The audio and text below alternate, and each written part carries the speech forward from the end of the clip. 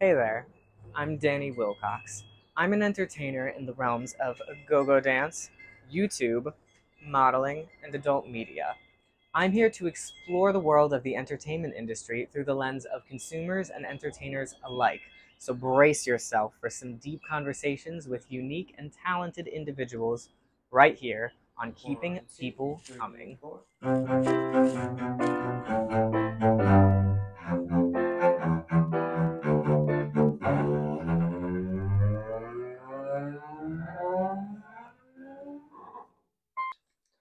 Hello and welcome to Keeping People Coming. I'm your host, Danny Wilcox, and I am here with Galen Anderson. Galen here is a very close, dear friend of mine, and an avid consumer of entertainment media, as are many people. I have yet to have somebody on who is not an entertainer themselves, so this is kind of a test in the waters, trying out something new. So we're going to get the view of people who are kept coming. Um, so first, Galen, why don't you tell the people a little bit about the type of entertainment media that you consume? A little bit of everything. I like music and movies and TV shows. A pretty wide variety, I guess. Anything more specifically than that? Or Well, I know that you watch a fair amount of stuff on YouTube. yeah. You listen to a lot of different music, namely on Spotify, Yep. and you consider yourself a cinephile. I guess so. I guess I'm not so hung up on the label aspect, but yeah, cinephile, if you want to call me that. So Film why lover. don't you look into the camera and tell the people exactly what a cinephile is and how you got into film? Uh, how did I get into film? I mean, I went to school for screenwriting, went to Columbia College Chicago, studied that for 4.5 years. I didn't start out with specifically with screenwriting though. It was more just generically film oriented, and then a couple semesters in, I got more focused on screenwriting specifically. Were you interested in film before that? I was more passively. Going for film video in college specifically was kind of on a whim, but I thought, hey, I'm going to college anyway. I need to go something that I love and enjoy, so why not make it film? Um, yeah, I mean, as a kid growing up, definitely watched a ton of movies. Things that I think back on now, it's kind of funny. It's like my nostalgia for things growing up is that much greater now than I think it has ever been, more so than Mhm. ever. So yeah, watching horror movies, watching action movies, anything that my mom would let me watch, which was mostly anything. There was like 3 or 4 movies when I was younger that she wouldn't let me watch specifically, and then I had to get to a certain age and I was allowed to watch those movies. But yeah, So when did you start considering yourself, for lack of a better term, a cinephile? um, I think as I got more through college, I started to realize more like what my intelligence level was with film specifically. That it was maybe a little bit greater than the average layperson who just kind of passively watches movies or TV or anything like that. Mhm. Really understanding like the ins and outs, production, cinematography, editing, reading all about those things, and really establishing what my interests would be in terms of making stabs at movies. Mhm. If I were to ever get, into directing or writing or something more independently, I guess. But what? Nothing. Continue. But yeah, I think mostly through college, taking a few like genre specific courses was really helpful in just establishing like what my Mhm. knowledge was of movies. So when it comes to watching films, what specifically do you watch for? Um, I don't know that I've watched for anything specific. My personal credo, I guess, would be more like I like to experience films. Hmm. I like to just sort of sit down, watch something that I don't know anything about. Even just last night, we watched a Van Damme movie, which was kind of out of the blue, on a whim, I wanted to and watch it because when I was a kid, I remembered seeing Van Damme's dick.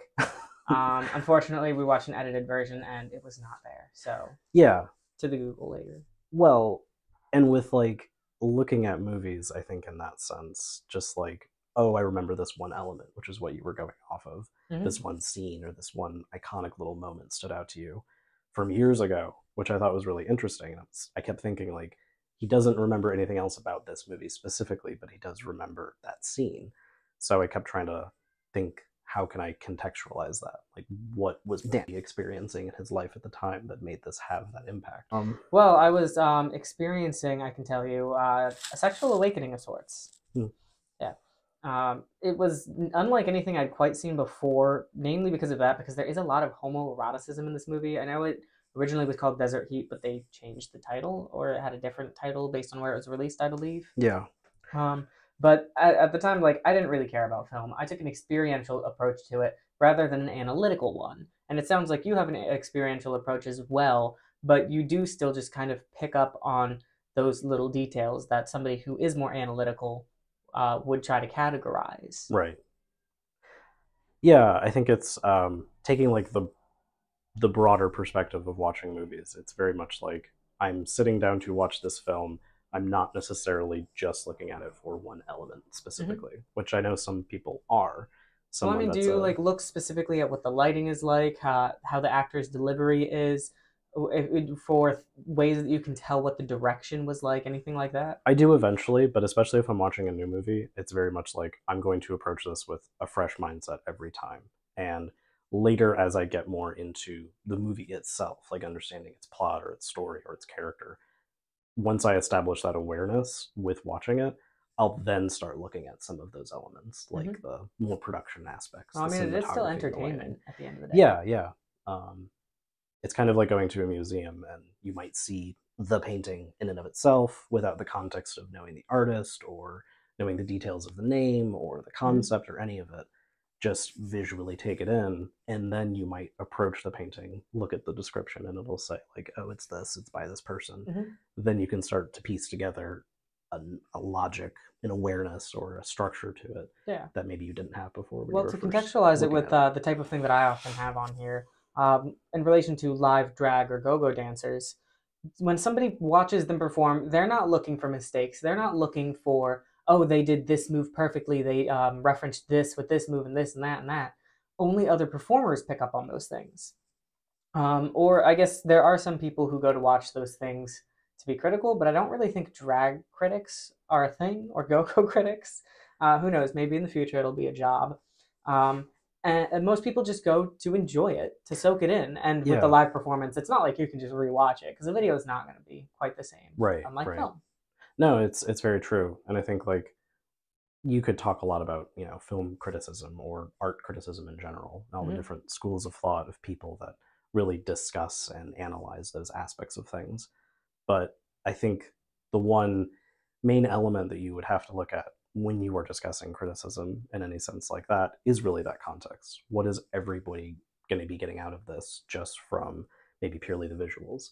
And if we can all accept that, hey, we're all still watching the same movie, even though we have different opinions about how we feel about it, there's still that baseline of like, this is the movie, this is the piece, this Mm-hmm. is the piece of art, this Yeah, is the there's book. describing what there is and how you feel about what there is. Definitely.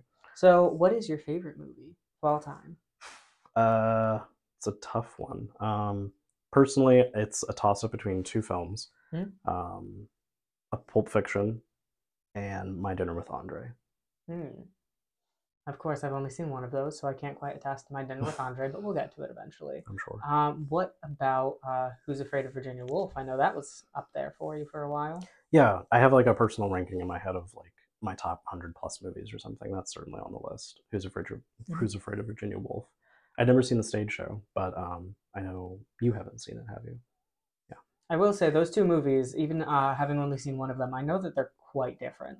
One Yeah. is like action and drama, and then one is more. I don't want to say since I haven't seen it, I don't quite want to say family drama. I know there is still that drama Yeah. element, but it's definitely not action.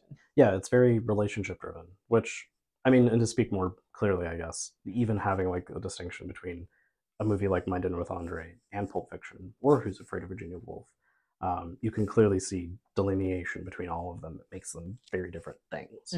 Hmm. And for me specifically, my ranking of favorite movies or whatever you would want to call it is certainly broad enough that I'm like, I don't want to pigeonhole myself to one type of thing. Hmm. Some people are like, I only watch horror, that's my thing, or fans of Marvel movies or Star Wars or any of that. Um, Well, you know and about me that my favorite genres of movie are animated children's movies and horror movies. yeah, So for anyone who didn't know that, it's like quite a dichotomy, but there's a lot more there than you would think because both of those like types of movies are often very removed from reality. When I view media, I don't want to see something that would happen in everyday life. Right. My life already is a drama and a comedy and all of that stuff rolled together. So why do I want to go see something that I can experience myself? I mean, occasionally I do still enjoy that every now and then, Yeah. but I prefer things that are different. I prefer to be taken somewhere else. That's why my favorite novels are fantasy novels. I do want to take a little bit of a detour and ask, who's your favorite actor or actress? My favorite actor. Um, it's a little more of a character actor route, I would say. Not anyone especially famous. Philip Baker Hall. He's an older actor who I think he's passed away a few years ago, but he's been in so many films, and he's one of these types of actors that tends to get pigeonholed and grouped in that character actor area. But he's definitely someone where if you truly just watch and invest yourself in his performance alone, in pretty much anything he's in, he's so captivating in a way that I can't really accurately describe, and I don't know what Mm-hmm. it is about him. And I think that's what's so intriguing about a lot of actors is that sometimes they touch on an element that's so kind of unknowable to us as to why we are drawn to it. They just have that gravitas or that, Yeah. you know, that pull. Well, you know who my favorite actor is, right? Remind Ben Stiller. me. Okay. That's just because I see a lot of myself in him. Yeah. Just watching him growing up, he was someone who brought this presence of like fun and intensity to film that I quite thoroughly enjoy. I definitely have a man crush on him, and not in a like gay way, which is weird. Just like I date men. So what kind of movies? Who did you say he was again? Your favorite actor? Philip Baker Hall. Philip Baker Hall. What films has he been in? Like, what are his best roles? He's been in a few Paul Thomas Anderson films. The two that I always liked the most was Paul Thomas Anderson's first film, Hard Eight, which I think was later retitled Sydney. He plays the main character in that. It's a very like low budget, fairly indie driven kind of drama. Gwyneth Paltrow's in it. John C. Reilly's in it. It was done in the early '90s, but it's just this small character driven film that he's in. But it's so compelling and it's such a simple story, which is what I like the most about it. So he was in that, and then he was in Magnolia, which is another Paul Thomas Anderson film, which is again one of my favorite performances of his. It's kind of an ensemble thing, but just his character and how he portrays him is just very compelling. Mm-hmm. He played Nixon in a Robert Altman film in the '80s, which was literally just him and the camera for like 90 minutes and kind of monologuing about being Nixon. He doesn't look a lot like him, but his performance is just very. I mean, it's an hour and a half with just Yeah. one actor. Well, and he really So brings that character, as you said. yeah, He's known for his character acting. exactly. So he's got a lot of nuance, a lot of range, but it's very subtle and very. You listen to his voice, you watch his eyes, just his mannerisms, and he keeps it very small. But those small gestures kind of speak volumes about the characters that he Would you plays. consider someone who's particularly attentive to performance? Me? Yeah. Sometimes. I mean, I feel like watching like the nuance of certain performances is a hard thing to like grasp sometimes because Mm-hmm. you do have a lot of complicated performers and actors who do a lot of small things that are sometimes hard to read or pay attention to. But then you also have bigger performances, which obviously speak for themselves. Someone who gives a really campy, over the top performance is going to be kind of Ben Stiller. exactly that. Yeah, yeah. Someone who does go for that. But he can also play fairly small, more indie Yeah. drama things, So I want which to break is away a little interesting. bit from this and talk about bad movies. Okay. You know that I see life as this thing that's full of the good, the bad, the ugly, all of it, and you need all of those things to fully experience it. And I think that's true for movies. I don't only watch the movies that I think I will like. And I wouldn't say that I'll rewatch a movie if I dislike it, but when it comes to a movie being bad, what do you think like justifies that qualifier? Um, it's a pretty wide ranging thing, and I guess it's kind of your mileage may vary for the level of badness that you're willing to go for. Sometimes there's a badness that's just a matter of amateurish production, someone that doesn't have a budget, doesn't know what they're doing, and they just make a bad film because they're not very good at it. Mm-hmm. But I think what's more interesting, and maybe is more directly aimed at your question, is that like real badness to me is something that's so subjective just with how even just how good a movie is as well that it's more interesting to watch a director have like a misguided direction that he goes and makes a movie or she or they um, someone that makes a movie that's just genuinely kind of out there that they don't necessarily have like a clear idea of where they were going with it, and They're they just just kind trying to of like, oh, I have this idea, I want to make it, and I want to make money. yeah, I feel yeah, like when it's definitely. just a pure cash grab, it loses the artistry.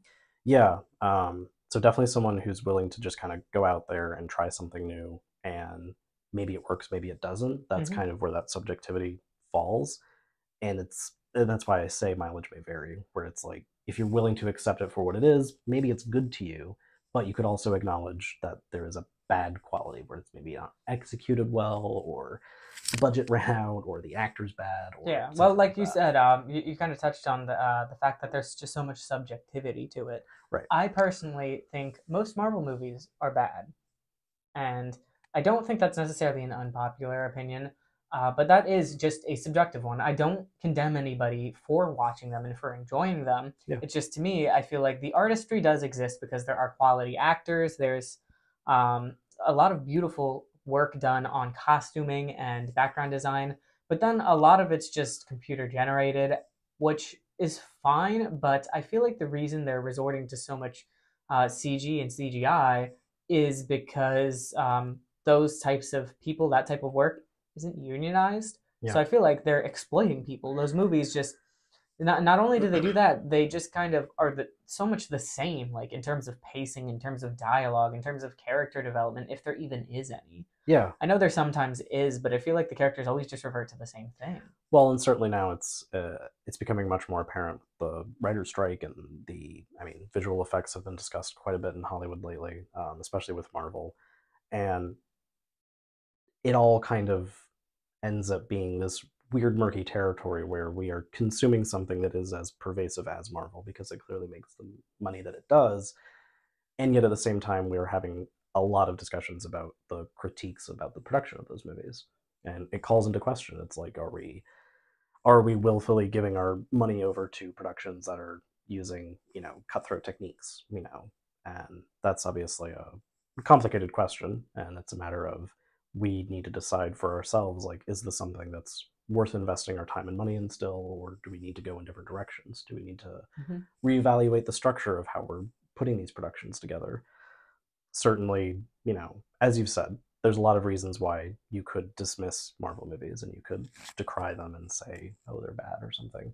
Um, Whether that enters the realm of being a truly bad film, again, very subjective. Yeah, like And you think Epic Movie is a terrible film, but I find it entertaining. It's compelling. There's kind of this watchability to it that's just I want to keep seeing but where does this it is going have to a go. rewatchability to you? I don't know. I mean, You the have to rewatch choice. it to find out, I Yeah, you guess. really would. And finding something that's worth rewatching is sometimes hard, especially nowadays, because there's just so much media that we're inundated with. Hmm. It always feels like we're catching up with, the next thing Yeah. about I streaming will say shows one of and my binging. favorite things with movies is when something that you just didn't really think anything about, it was just kind of whatever, you watched it on a whim, turns out to be absolutely amazing to Yeah. you. Yeah. Like, It's I kept not watching The Bear, for instance. I just watched the first two episodes just now. And it was one of these things where I'm like, oh, I'll get around to it eventually. And eventually I was like, it's a short enough show, I'll just give it a shot. And I'm really enjoying it so far. It's only a couple episodes in, but it's one of those things where it enters that realm of, is it overrated, is it underrated, but really does it even matter? Just watch it for what it is, if and when you feel like watching it. It's mhm. either good or it's bad. And the immediacy, this thing that we have to seem to gravitate towards now, where it's like, you must watch Marvel now, you must catch up on this, you have to watch this Well, show. part of the problem is that with so much modern media being streaming based, Mm. if it doesn't get good ratings right away, it's taken down and like all trace of it's just gone. Right. Like things need to perform well. So now there's like almost no possibility for things to develop any sort of cult following. Yeah, there's a few shows Paramount Plus announced recently that they're just gonna they made within the last 2 or 3 years, and because they've been canceled or because they've ended, they just are gonna immediately delete them from the platform entirely. Well, I Stuff don't. they've made within just the last couple of years. Well, another one on Netflix. I know you've watched some of it. Inside Job. Mm-hmm. That it was 2 seasons, right? Yeah. It was actually not. That was one Or season one that was split season into split two into. because Netflix almost guaranteed everything 2 seasons, Yep. but they almost wanted to undermine that. I mean, I don't know what they wanted to, but Yeah. it seems like they were undermining that by just splitting it in half. So it's like, yeah, it's 2 seasons like we wanted it to be, while just pulling it out from under like the production crew. And I Yeah, love that and show. I thought it was fantastic. I don't see why it just gone. yeah, I mean, I feel well, maybe it's because it was when things start to get more popular. They want to put more money into it. The people want to get paid more, and those production companies are like, oh well, there's plenty of other people. I guess, and that does kind of tie back into that element of there are so many artists out now trying to do risky things and are willing to go out there to try something new. TV shows, movies, any of it. And most of the time, Hollywood, especially these days, gives them that initial opportunity. But unless it's instant success, that's sort of the death knell for everything. So everything gets one shot. And generally, that's about it. Unless you recognize there's a potential for a commodity there to make a franchise, to make it something else. I feel like film just needs to get back to its roots with people with ideas that are just kind of crazy and fun, and they just do what they can to produce them. Yeah. Which is why I would like to produce a film at some point. I don't. It's going to be like the smallest budget in the universe, like I don't know, $1,000. You don't need a lot of money. You really don't. You can make No. anything with virtually nothing sometimes. It's I mean, just corn syrup and food dye. Yeah. Your fake blood. Yeah. And it may not be the most convincing, but it's a movie. Like can things on film. edit, I'll light say it, this again. Things shoot on it. film are not real. Yeah. All of my porn is CGI. Anyway, now let's switch gears a little bit. I want to talk about YouTube, which is where you might be consuming this media right now. What sorts of things do you watch on YouTube? A lot of media review type things, I'd say. Not necessarily just film oriented. I like a lot of stuff that pays attention to social media trends, to current, I guess, things that are popular, essentially. There are a lot of YouTubers out there that do a lot of those kind of social critiques and video essays, things that really discuss just sort of the nature of media now and what's popular, what's not popular, reasons why. Certainly that applies to movies, TV shows, things like that. Yeah. But especially when you start picking apart other social media elements like Twitter and YouTube, and I mean, you could talk Colleen Ballinger recently with her whole debacle and everything. It's someone that is effectively just a social media star, but has created this sort of pervasive thing that we are now. For anyone who doesn't know, Colleen Ballinger, also known as Miranda Sings, was essentially canceled for doing some shady things to and with minors, grooming type stuff. And she did not apologize publicly nor privately, but she wrote a song about the whole experience, like with her playing a ukulele. She posted it to Apple Music. And I watched a little bit of a reaction video of like one of her victims who was kind of like, what the heck is this? Like, this is bullcrap. This is nothing. And I don't know. That's not the areas of YouTube I tend to be. Yeah, but it's one of those fascinating train wreck things, just like a bad movie, just like anything else, where we're so compelled to pay attention to it for whatever reason. And I think those reaction conversations are kind of what's most interesting, because you can see people breaking it all apart, reasoning, why is this toxic? Why is this bad? Why Well, is that this brings up the term tasteless? hate watching. Right. Yeah. I don't like to hate watch things. Although I do, Sometimes I do. a lot of times with something, be it on YouTube or a movie or a TV show or a book, I wait until after all the buzz has died down, Yeah. and then I'll watch it. And I'm like, Yeah. oh yeah, this is pretty good. I see why people liked it. But then nobody is like talking about it as much, and I can bring it up, and everyone's like, oh yeah, that's old news. And I'm like, is it? It's still there. Yeah, No, it didn't go anywhere. Those popular things, TV shows, movies, anything YouTube oriented, kind of exists in that bubble for a while when it's happening and it's popular and it's that thing that everyone's discussing. When a movie wins an Oscar or when it becomes just crazy popular. And having that conversation, months or years later, there is that element of like, oh, I'm playing catch up, I guess. But then you try to interject your opinion into it, into the sphere, and you do get some weird, sometimes backlash or reevaluation, I should say, of something that maybe even just happened a couple of years ago. It'd be interesting to see 5-10 years from now, revisiting something like the Colleen Ballinger thing, to see how much more retrospective attitude we'll have towards it. Are we going to feel the same way? Are people even going to care? Basically. But yeah, I feel like you can have an opinion about something without really caring. Yeah. Like, that's two different things. Definitely. I do know, since I don't know if I mentioned, Galen and I are roommates. We spend a lot of time together. You watch a few other things on YouTube that I've seen. Yeah. A lot of meme videos, which I greatly enjoy. I think I introduced you to them, didn't I? Yes, you did. That's like the early culture of YouTube, the way it's developed from like YouTube poop to all the funny signs videos from like 2010. all that crazy stuff, the funny edits, and it's just blossomed into the number 2 search engine in the world, Yeah. which is kind of crazy. I'd never thought about it like that. I just thought YouTube is silly little videos, but there's just so much more to it. And you mentioned earlier that you wanted to talk a little bit about the YouTube algorithm. Yeah. I mean, again, especially paying attention to a lot of these content creators, the bigger ones that sometimes very openly discuss, the nature of them being content creators, it it's very eye-opening just to think about it's kind of like people watching, where Mm-hmm. you're observing someone in that sphere of this is the work that I do. And because we so often kind of prop up Hollywood celebrities and actors and anything that it gets gossip or talked about in any Twitterverse, type discussion, those are those people that we sort of set on a pedestal and think, oh, this is that person, this is how they need to be. And with social media, especially with YouTube, we tend not to do that as much. And lately, especially in the last couple of years, there's been a lot more conversations about popular YouTubers and ones, TikTok stars especially, that make an enormous amount of money.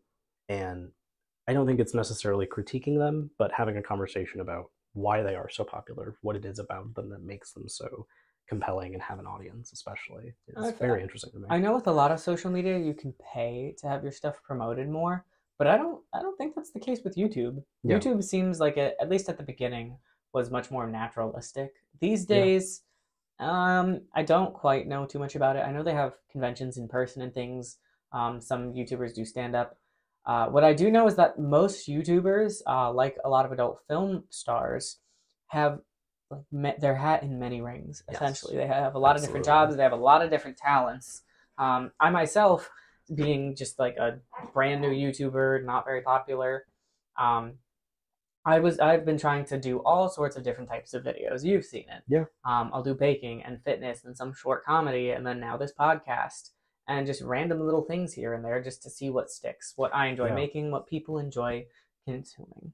yeah, especially with being on the lower range or someone that's just starting out in YouTube, especially, it really matters a lot how much you're willing to kind of vary things up and truly experiment and try new things to see what's going to be resounding. Well, but sometimes people Which, like to see the same thing over and over again. yeah, I don't remember what book it was that this was in, but somebody said that people think they want variety, but really they want something that's the same. Because humans yeah, do like comfort. They like things to be regimented and regular and expected, because the unexpected is scary. The yeah. unexpected and the unknown are hard because you don't know if you know how to deal with it. Well, I guess in that sense, to me, I think a valid question would then be to ask, if you could imagine yourself in a couple of years from now, would there be a specific thing that you are doing now online, especially, that you could see yourself doing more consistently then? Or do you always want to keep that variety going?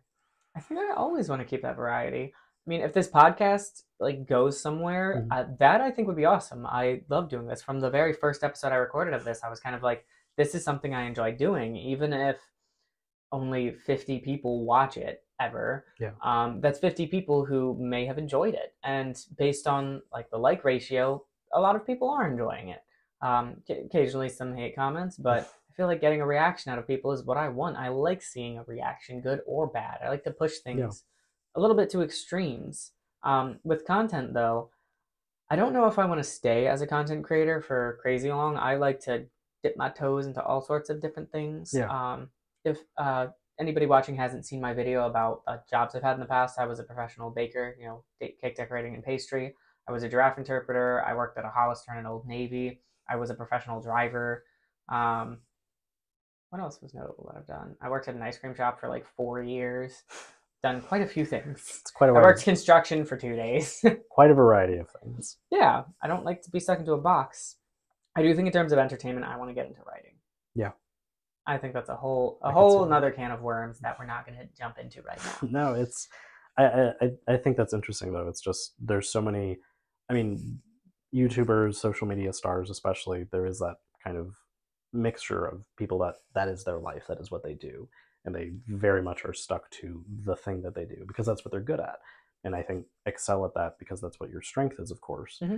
But there's definitely other social media, YouTube, or Hollywood stars that do kind of diversify and they have a mixture of things. But what do you think makes YouTube so entertaining? I think it is kind of that self-critique thing. There's a lot of it reminds me of The Simpsons back in the heyday on Fox, or any of the cartoon shows that Fox has even right now, tends to have that element of self-awareness. They're willing to make fun of themselves, poke fun of themselves, and be aware of what they are and how they're doing it. The fact that they are on Fox, for instance.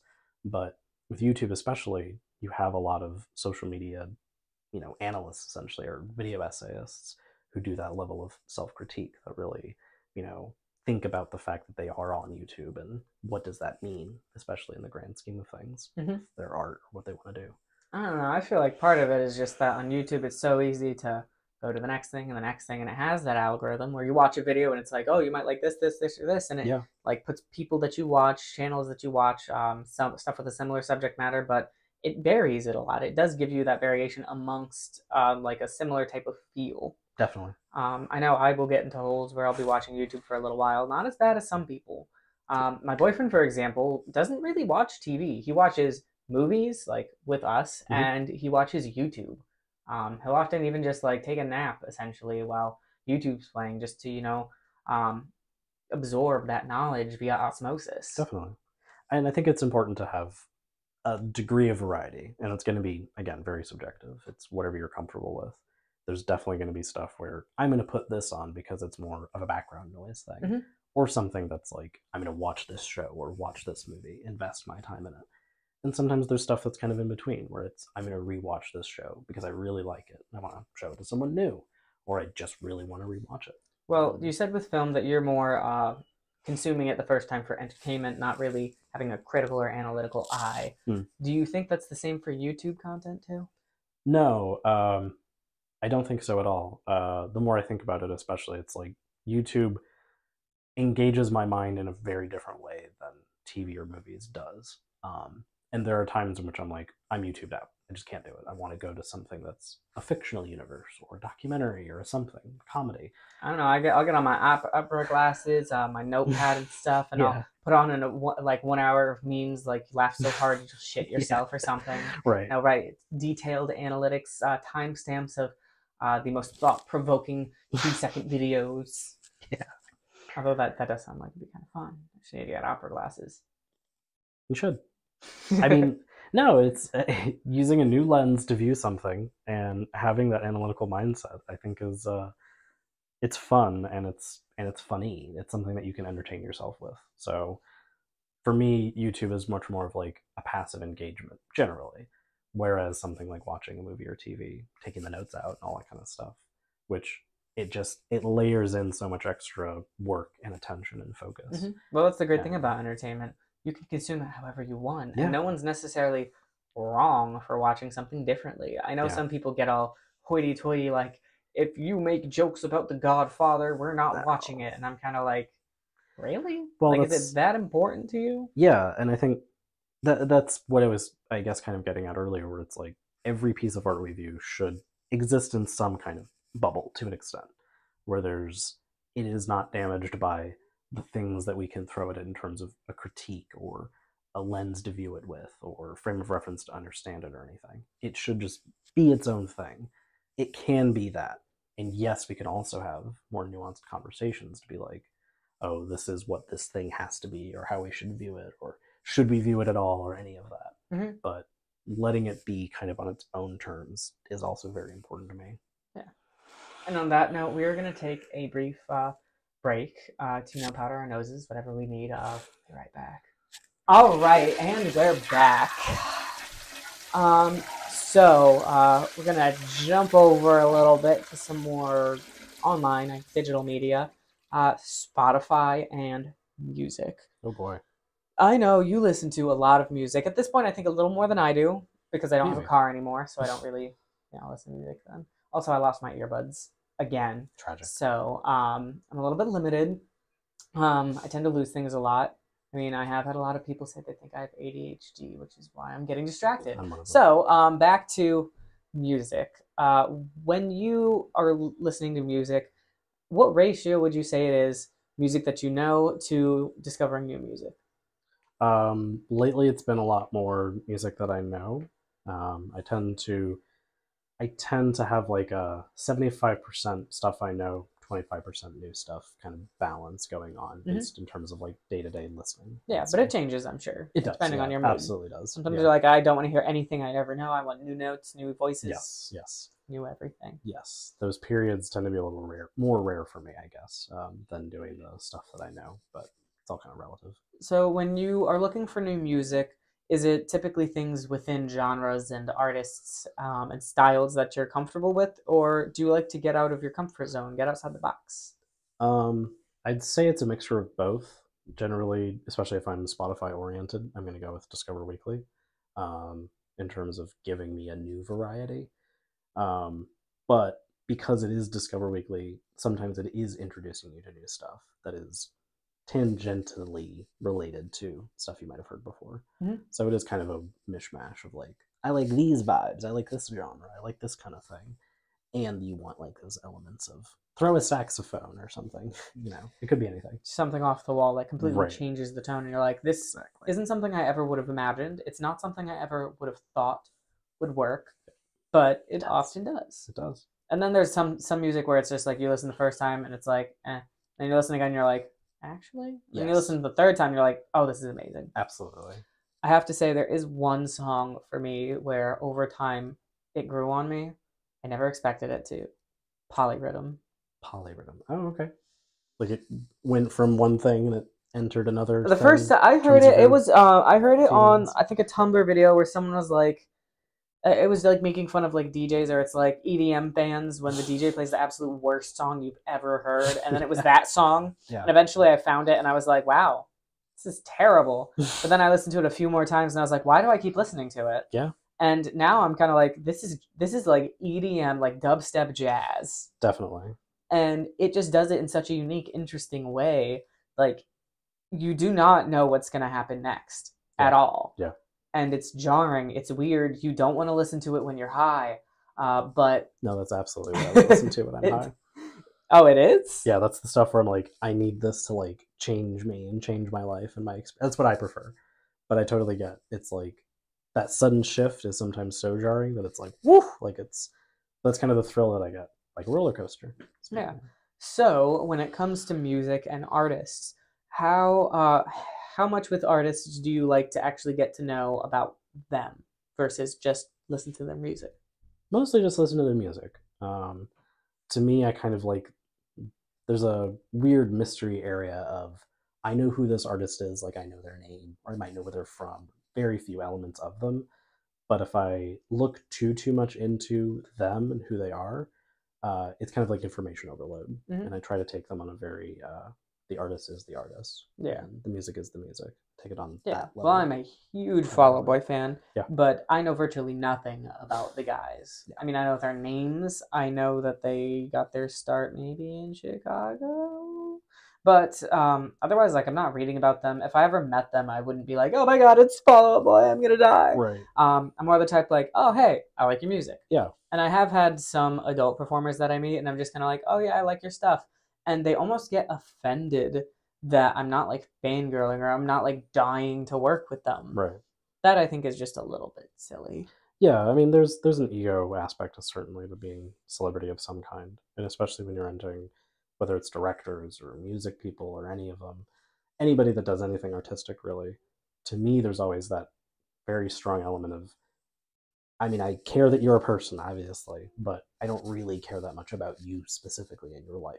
It's the Your life, separation of art from yeah, artist, yeah, absolutely, which with music is a really little important. bit more significant Yeah, than with something like YouTube.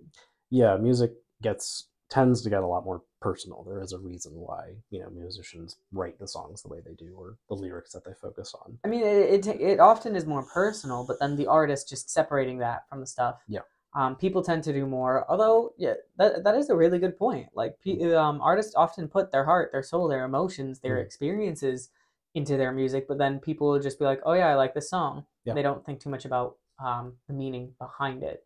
I think a good example is that one Lady Gaga song. I mentioned it the other day, Edge of "Edge of Glory. Glory."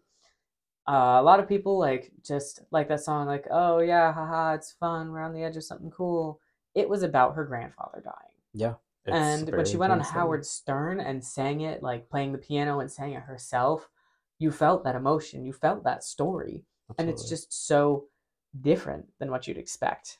Yeah, it's kind of seeing artists live definitely goes a lot into that too. Like really understanding more how the music sounds in live setting sometimes changes so much of your perspective on it. So her doing that song live versus maybe doing it in a concert versus doing it on the album, they could sound very, very different and they take on Hmm. different levels of meaning. When they inject that personal emotion to it, especially in the moment, it adds that extra layer of Yeah. like Just like intensity. how if you're listening to music, if you're in a certain mood, a Mhm. song is going to sound different to you.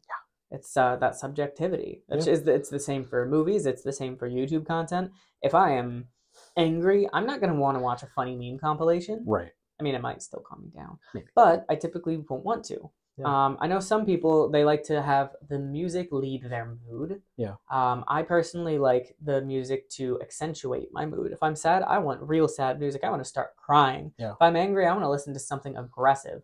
I want to like shit myself with rage. Do you fall into either of those categories? To an extent. I mean, I definitely relate to what you were saying earlier, where it's like needing to match certain things to your mood is really important. You and I have experienced that before, where I'll be in a funk and you'll play music for me, and I'm like, I'll actively sit with my arms crossed, not liking it because I think it's bad and I think it's this or I think it's that. And then I might listen to it again later and I'm like, wait, holy shit, why wasn't I paying attention to this? This was actually amazing. I was just in a bad mood. Yeah. The Also, way the like music hits you is different. sharing media I don't think people really share media lightly as that often. Some Mhm. people do where it's just like, "Oh, hey, the show is cool." Yeah. But if somebody specifically comes to you and is like, "This song made me think of you. This show Yeah, made me think of you." It's like a love language, like giving gifts. it is absolutely. Hmm. I mean, we do that for each other, I think, quite a bit, especially with music. Or sometimes it's like, sit down and watch this movie. I think it's amazing. You know, I want you to get something out of it too. Just that element. Speaking of, I was about to say music, but movies, Suspiria. I want to talk about real quick as Okay. a complete derailment. You have a Yeah, tattoo of Suspiria I or from do have a Suspiria. tattoo of Suspiria right here. You helped draw the sketch for it. You mean helped? I did draw the sketch. Well, whatever. I You sketched that. That's drew my the art. sketch. I mean, it's Yeah, just an outline of something that already exists, but it's like my own take on it. it's Um, from the album artwork for the soundtrack by Tom York, which, yeah, I mean, complicated, but I'm gonna rewatch that movie. There's, of course, the original one, which was from the '80s, I believe. 70s Oh, it's technically. even older. Yes, mid Um, 70s. it's Italian. What is it? An Argento movie? Dario Argento. Yeah. And it was remade in a more modern sense, more dance focused. It's essentially about a spoiler alert if you want to watch it, uh, a coven of witches that have a dance academy, and they're both very different, which I kind of like. I prefer the remake, but that's because it appeals to my sensibility, somebody who has studied dance and really likes things that feel very visceral. Whereas the '70s Argento version is very dreamlike. It's Yeah. very different, which actually gets to another interesting topic: remakes Oh and boy. remixes, and how it seems almost like we're in an era where that makes up like I'd say 35 to 50% of art Yeah, or more. or It's more, growing. It's been growing, I think, depending on what it is. It last feels few like every years. movie is like this is a franchise or a comic or whatever that we're adding more onto, Yeah, or we're remaking this other thing, or we're taking a children's toy and making a movie about it, which exactly. that actually does feel a little bit more original. Yes, That's I one think thing I so. like about Ari Aster's films. They just are so unique and not based on anything, Yeah, not anything that already exists. It's new media. very much his vision. Yeah. And how do you feel about um, remakes of things? Let's start with movies. I'm fine with remakes, remixes, any of it, but remakes especially. I'm I genuinely consider myself fairly open to anything, even in terms of media franchises. I don't mind when someone says I'm going to remake this. I'm like, I get that's part of the Hollywood algorithm. You know, sequels, remakes, all of those things make a lot of money. So I think it's natural for producers and production companies to really snatch up a lot of those properties and a lot of those titles and say, you know, let's do this, let's do this, let's redo this, let's redo this, over and over again. In that sense, I think it's a natural part of just sort of the Hollywood system. So on that, to me, I'm just lay it on me. Halloween, you know, The Blob. Uh, just speaking of horror specifically, but Doctor Sleep. Ghostbusters, yeah, any of it. Doctor Sleep, The Um, Ghostbusters remake got a lot of flack, and I thought it wasn't as iconic as the original. no, It was decently funny. It kind of had that like it was almost like Disney-fied yeah, in a it weird was way. very safe. It was very silly. It was very family friendly. It felt like a kids movie. Yeah, and it Like was I would speaking have to preferred them to have gone darker personally. probably well, and then you could talk about the even more recent one. But yeah, just one franchise alone, you could have so many conversations about how it works, why it works, what's good, what's bad, and it's all going to be very relative from just that franchise Yeah, alone. but then some remakes are amazing, some are terrible. I mean, like in the future, I have an idea to possibly do a spin-off of this called "Stopping People Coming," and it's about all the things that are like essentially entertainment turnoffs. Yeah, Either that, or it will be like an adult series where it's exactly the title is. yeah. Hey, we all have something that's just like, nope, not gonna do it for me. It's just shut down. It's like a robot. You Oh just yeah, switched off. and same is true for entertainment. There's some things that people can do that just like one pet peeve of mine with music is if the title of the song is the opening lyric. I don't know why. I just absolutely hate it. It just Hmm. feels like a lack of creativity when it comes to naming a song. I mean, There are exceptions. yeah, yeah. It's just generally I'm kind of like, why? See, and that's the thing about music or media in any capacity. It's like everyone's going to have their own opinion, their own subjective experience with whatever they're consuming in Well, any sense. people say don't judge a book by its cover, but how else are you going to judge it? Read it? I mean, Why would you read it if it's not something you'll enjoy? And the cover's supposed to be an expression of that. yeah, some people, trailers either do it for you or they don't. It either clicks and says, I want to see that movie, or the 5-second clip of a song they release online to advertise it, whatever the heck it might be, or the poster for a movie, the cover of a book. Well, It's there's supposed to draw you in. some things where it's like I feel like it's very essentially inappropriately titled. Oh, what was that one? The one with Matthew McConaughey and the brother and the murdering with their dad. He was like super religious. God was telling him to Frailty? frailty. Yes. I hate that title. Do you? I think it was a terrible title for it. It But doesn't that's fit. It's not really relevant to anything that's going on. it absolutely is. You gotta watch the movie and understand though. I did watch it. Well then you just didn't get it. Maybe. I don't know. I don't know. See, but that's the thing. If it's a title that works for you, then it does. But did you like the movie? Oh, I loved the movie. It was fantastic. But the title still just doesn't work for you. It doesn't click. Yeah, it was just kind of like this has you could like construe some deeper meaning, but that's like when English teachers are like, "Oh, the curtains are blue, and that's because someone is sad," and it's like, or they're blue. You just think it's a little too pretentious or something, or Not pretentious. I just think it doesn't really give insight. yeah, I'm just somebody who gets really fixated on titles, though. that's fair. Like, I like having mysterious titles though, where you're kind of like, I wonder why exactly it's called that. Like you get it, but maybe there's an element that just doesn't click for you. It's kind of ambiguous. There's sort of that the vagueness of maybe this is why it's called that. well, if Maybe I I told don't you I made you spaghetti bolognese and then gave you a bowl of mac and cheese, would you be upset? know. No, I'm gonna eat either one. It happens when you're friends with stoners. In fact, Um, people. anyway, getting back to entertainment. Yeah. What do you have any comments about entertainment, like and consuming film in particular that like most people wouldn't know? Do I have any comments? Yeah, I I mean, guess you have a lot of insider knowledge about film. What do people not know? what do people not know? That I mean, to build on what I was saying earlier, I think the chief most important thing that everyone should always remember when they're viewing anything, reading a book, watching a movie, listening to music, is strip away all of your expectations. Get rid of all of your notions about, let me pigeonhole this thing, let me be concerned about the genre that it's in. If you really want to experience something new and unique and fresh you've just never seen before, go in blind. And I think now more than ever, that's really, really important. There are times in which I'll see a movie now that maybe is a sequel or a franchise thing. Part of me is thinking, it's a Marvel thing. It's going to be this way. It's going to be this type of movie. But if I go in with zero expectations and zero thoughts of that kind of bullshit, Then it's harder to be disappointed. I mean, yeah, that kind of plays into it. But it's like, let this thing just wash over me. Mm-hmm. It's either going to click or it's not. And some of it might, and some of it might not.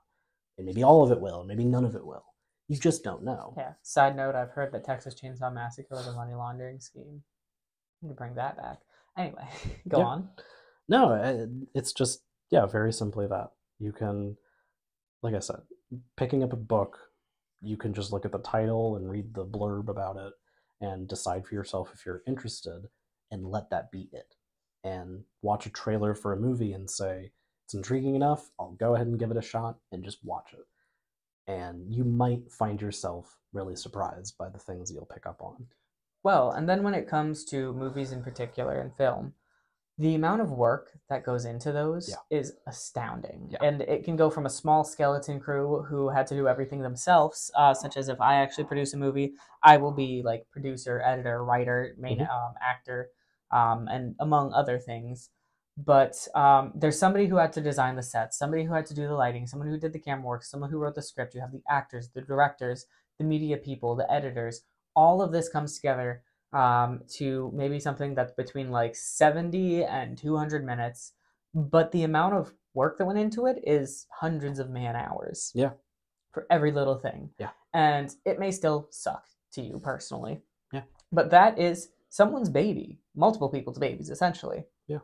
And if you take that lens to it, you start to see a little bit more. Like you may think there's these elements that I don't particularly love, which often can be true of a performance. You may see a go-go dancer like doing a set or a burlesque dancer, and you're like, I hate this song, Right. but they like it. I can see that they like it. They're hitting the points. Their outfit is relevant. Like it has some commentary. It's interesting, and you just see it for those individual elements. I think that's one of the benefits of having an analytical approach Mm. to consuming media. You can say you can pinpoint what you like, what you don't like, but then also like say this element I don't like, but it has its place. Yeah. Rather than just saying, oh, this thing's wrong. Like that shirt is yellow, so that outfit is terrible. Right. Right. Yeah, it's moving beyond that. Yeah, having a real nuanced conversation is really important. You know, understanding the context of what you're going into and what is going into what you're watching or listening to or whatever it might be. You know, understanding all of that, it all feeds into it. Mm-hmm. So there is kind of that flip side to there's the bubble for the art, and then there's the real world and all of our perspectives on it. And I think having a balance between both of them is definitely key. But Yeah. going in with zero expectations and then coming back out and saying, I see the bubble, I see the surrounding world, I see what went into it, Mm-hmm. you can have that nuance. Yeah, and then also you can sit on it and wait and see if you feel the same the next day. Yeah. Like with music, there may be a movie or a YouTube video like you watch and you're kind of like, whatever. But one thing I don't get is when people watch something and then they comment like, "Oh, this is stupid. I hate this. This is bad." Blah blah blah. And I'm kind of Right. like, you watched it. Yeah. Like you picked it. Yeah. You like, why are you taking your time to comment this bullshit? I mean, I understand if you really hated it that much, but I had somebody comment on one of my videos like, shut the fuck up, no one cares. Right. I'm kind of like, you obviously care if you took the time out of your day to not only watch the video, but say that. Yeah. Like, there's some level of engagement where it's like, hey, you can even say like, hey, I provoked you and I got you to say something. And it's like, you could dismiss it out of turn and try to make it some negative thing, but I'm like, still got a reaction out of you. I still got something out of this, and you either liked it or didn't, but to me it doesn't even matter. It's like, yeah. I did this effort, I did this thing. And regardless of if they wanted a reaction out of me seeing the comment, I hope they see this video because I will tell them I care. And me caring about my own work, why does it matter what anyone else thinks? Yeah. I mean, it does a little bit. So I think we're getting a little bit close to the end. Is there anything else you want to add? Not really. So then, I feel like I I've... have one more question for you. Okay. What keeps you coming? Please don't say lube. Movies and music and books and any of the stuff that I really love to enjoy. It's definitely the human element. You know, really paying attention to like the nuance of behavior and who people are and the stories that they have to tell. There's always that element of empathy. I want to understand who this person is, even if they're a horribly unlikable person. They might have some element to them that I find really compelling. Finding all of those elements in so many different people and different things and different stories in different worlds in anything is just so fascinating to me. And I think there is such diversity in the things I listen to or watch or anything that I pick up that's art, that really always draws me back to that. I want to understand people and myself and the world. I should do that through the lens of someone's story. Yeah. So, to add on to that, I know you are an avid Star Trek fan. What keeps you coming back to that? Um, Definitely that element of a positive future, something that is very all encompassing and so diverse, something that really embraces that element of humanity, about the universe, that exploratory quality of saying, I'm here and I want to learn more about everything. Star Trek's very much always been about that more than anything else. And of course, there's the sci-fi elements and the camp and the Yeah. fantasy and the really enjoyable, entertaining components. But it's always done as kind of a reflection of ourselves and the And issues there's that we're just so much dealing with. variation amongst the different series. Yeah, absolutely, absolutely.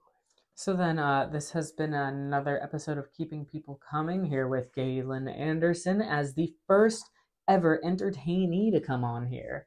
If you like this video, please like and subscribe. It, I mean, I don't know, I like it. It's nice. Comment some things about what you liked, what you didn't like, what sort of things you like to consume when it comes to entertainment. What keeps you coming back for more? What's kept you coming back to this podcast if you do watch them over and over again? I do read all the comments, and some of them make me laugh, some of them make me cry, none of them make me pee. Um, Gotta get some P comments. please. So thank you for watching. Bye.